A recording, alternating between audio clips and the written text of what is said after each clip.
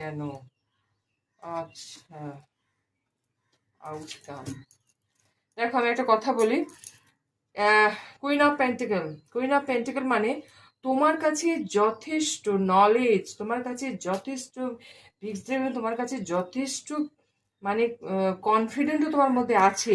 তার সত্ত্বেও তোমার মধ্যে একটা অ্যাংজাইটি, একটা ফিয়ারনেস, তোমার মানে ফিয়ার একটা কাজ করে মনের ভিতরে ভিতরে, যে তুমি হয়তো যেমনভাবে শুরু করতে চাইছো সেরকমভাবে শুরু করতে পারছো না।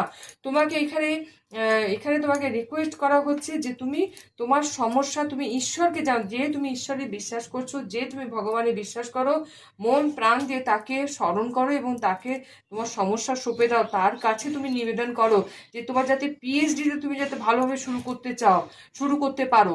তোমার যেখানে চাকরি, যেখানে তোমার এতদিন ধরে যে চাকরি করছো তোমার সেই অনুযায়ী তোমার মাইনে নেই, সেখানে যদি তোমার মাইনেটা যাতে তোমার তোমার যোগ্য অনুযায়ী যাতে হয়, বা চাকরির আনন্দের সাথে যদি তুমি চাকরি করতে পারো।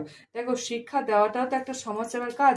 সেখানে তোমাকে যে সুযোগটা ঈশ্বর দিয়েছে সেটা যেন তোমার যোগ্য অনুযায়ী সেটা দেয়। এবং তুমি, তোমাকে আমি একটাই কথা বলবো, তুমি তুমি নিজেকে নিয়ে এখন একটুখানি ভাবো। মানে কি, হয়তো আহ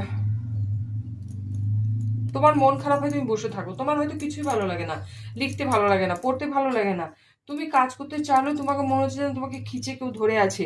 এটা বলছে, ডিভাইন বলছে, তুমি তোমার প্রবলেম তো তুমি স্যালেন্ডার করে দিলে, তার সাথে সাথে তুমি ভালো গান শোনো, ভালো গান শোনো, গাছপালা লাগাও, তোমার পক্ষে যদি সম্ভব হয় তুমি পাখি পুষতে পারো, তুমি কোনো পোষ্য রাখতে পারো।